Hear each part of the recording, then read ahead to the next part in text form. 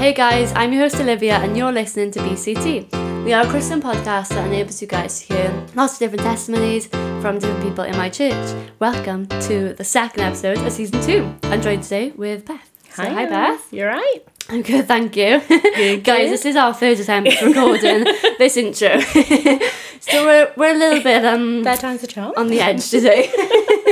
One of those Fridays, I reckon. Right, so tell me a bit about yourself, your likes, your family, and what your day typically looks like. So my name's Beth, obviously. Yeah. I'm 31. I live with my husband. We've been together for 16 years, married for 6.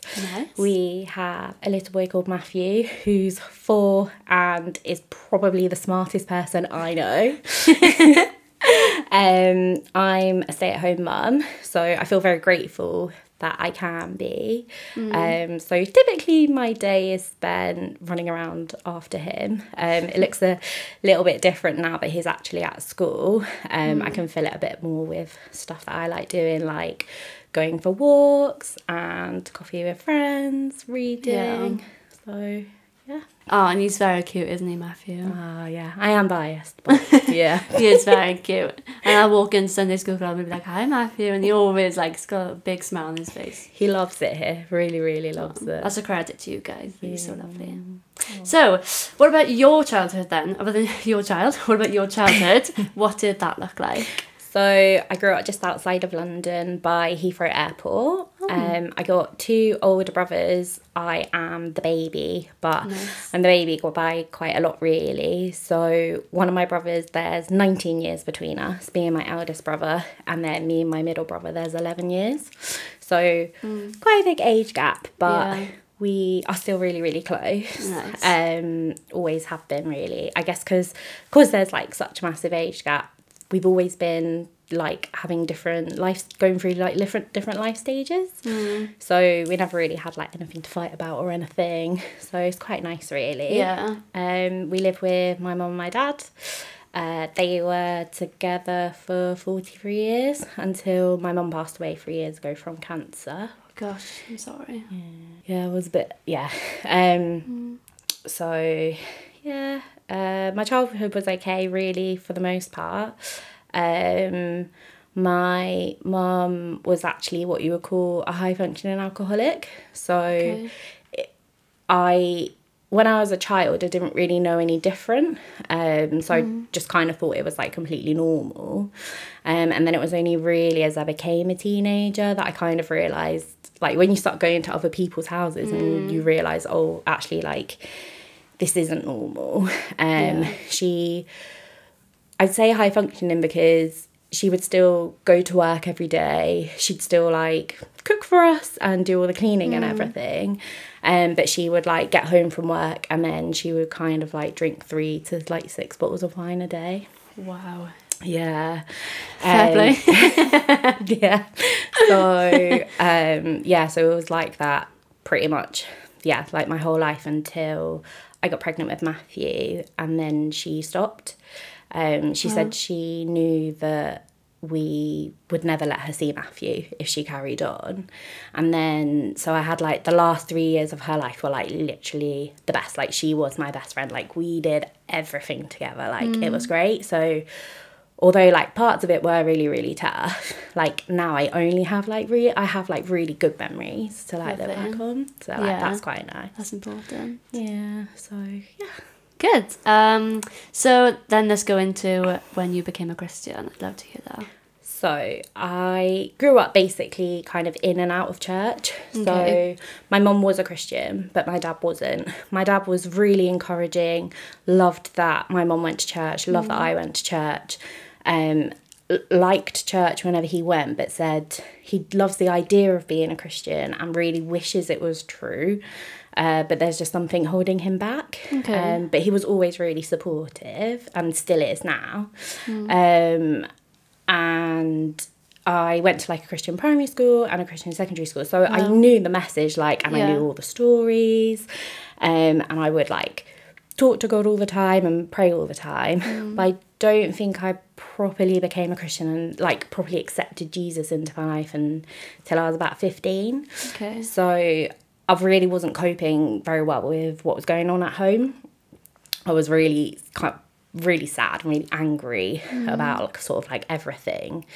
And it all kind of came to like a bit of a head. And I just remember like really like crying out and being like, God, Jesus, like, if you're there and like if you really care about me and like if you exist, then like I need you to like show me, I need your help, because I can't feel like this anymore. I can't keep doing this, like I don't know what else to do.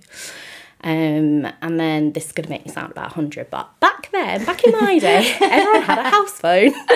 I had to actually explain to Matthew the other day what a house phone was. I know. That's scary. I know. And so that went. And my mum had like this lifelong best friend, but her children were the same age as my brothers. So I knew of them, but I didn't really know them. And it was her daughter phoning to talk to me. And she'd just been saved. And she said like, oh, I hope you don't mind me calling, but your mum was chatting to my mum, and she just said like, you've started, me and Pete at the time were going to like a church youth group with all our friends, and we got really into it.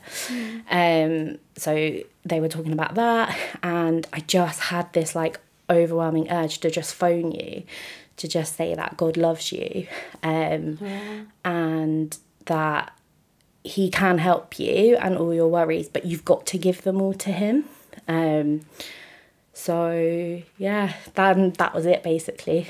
That like I didn't necessarily like, I know I don't think I even knew that there was like a prayer to pray, to like welcome Jesus into your life. But I just remember literally that night we were going to youth group, and I had to get off the phone to her because Pete had come to pick me up with his dad. And I just remember like being really, really calm and just praying and just being like yeah, like I give it all to you, like please like help me, like definitely like come into my life. And yeah, amazing. That was it. Yeah, never look back. Wow. Yeah. So did you, sorry, I'm adding this now, I think. Don't worry. Did you find that difficult then, I guess, going, even though you had been to youth and been like doing Christian things, did you find it like difficult to do that shift of being like not being a Christian and then all of a sudden being a Christian, or did you feel like it was just a smooth? It never felt. I think it never felt like I wasn't a Christian before. It just felt like life. I just didn't feel so angry about everything, and like it felt like a big weight had got like lifted from me, if that makes sense. Yeah. So I never really felt like I wasn't a Christian, and if anyone asked me before, I would have said I was a Christian. Okay. But I feel like now, like looking back, that definitely felt like the turning point. Yeah. But I think when you're in it, it doesn't really feel any different. Yeah. But I guess I just felt a bit more special, if that makes sense. Yeah. Yeah, I get that. So obviously you're not from here, you're from England, we're just outside London. So when you moved here, what were some of the difficulties or challenges you faced, and how did you overcome them? So I think there were like two kind of big difficulties for me. The first one was obviously like leaving all our friends and family behind. I remember when the decision to move to Wales was very quick. So before we were living at Pete's grandma's house, and we knew when she passed away we'd need to move. So she passed away on the Sunday. No, I think it was the Saturday. She passed away on the Saturday. We spent all day Sunday panicking, being like, oh, we actually can't afford to buy around here. We'll move a bit further out. Oh, we can't afford there. We'll move further out. Oh, okay, we can't afford anywhere in like the southeast of England. So we were panicking a bit, like, oh, I don't know what we're going to do. And we had one friend that lives in Wales, lives in Bridgend. And so I was like, well, I'll just have a look, because at least then we'll know someone. Yeah. And then realised that we could afford it around here. So that was great. And then I'd be really, really excited about it. And then I'd be crying.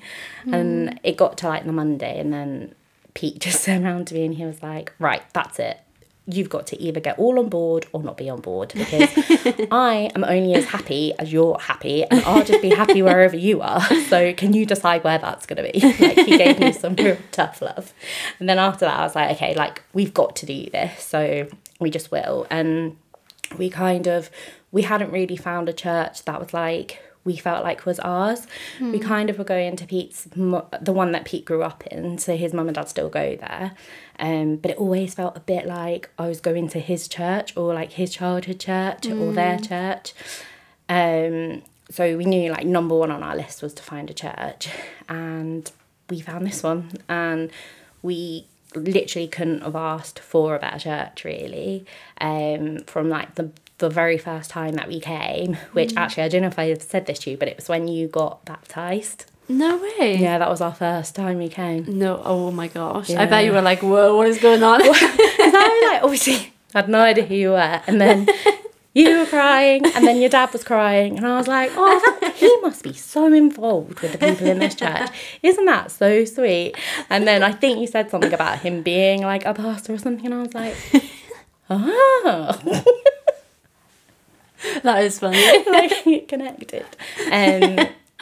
So like your mum was sitting behind us, and she came over to us and was like, where are you guys from? And we said London. She was like, oh, you can probably hear it in my accent, but I'm from London too. You probably, no, we can't hear it. I said it to her, and I was like, you walked away, and I slipped up here, and I was like, but she sounds so Welsh. Bless it. So like, yeah, like it felt like everyone like was so willing to welcome us and come chat to us, and there's like so many nice things going on, like coffee morning and like the men's breakfast, the ladies lunch, like it's just that like helped so much, like it's really, really good. So yeah, and the second thing is I am like a massive worrier.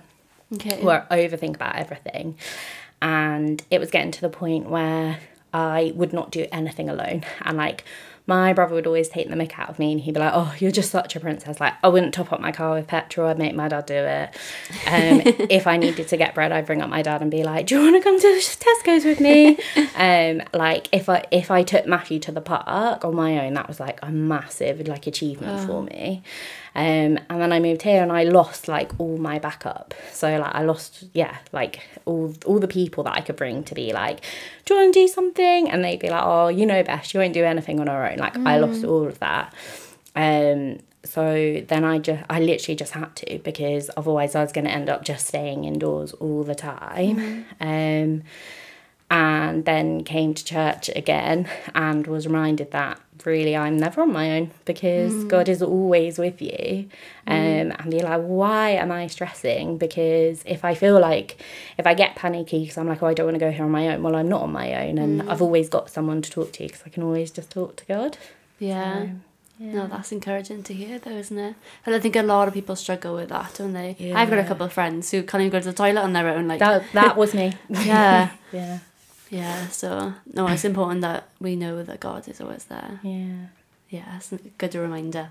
Right, last question, I think, anyway, unless I poke something in. What piece of advice would you have loved for someone to tell you that you want to give to your younger self? I actually found this so hard. Like, I really thought about this for ages, because I was like, I just don't know. Because I think actually the piece of advice that I would give to my younger self, I did get in the end, is don't waste your time worrying. You can't change anything. Just always give your worries to God. I think I go back and tell myself that. Yeah. There's surprising how many quotes there are, aren't there? Yeah. Yeah, you just need to look for them. Or they pop up sometimes and I'm like, whoa, it's just needing that. Yeah, I love it when that happens. Yeah. And you're like, ooh. Yeah, like your phone call, like you asked God and and he always provides. Did you know kind of that was the sign straight away?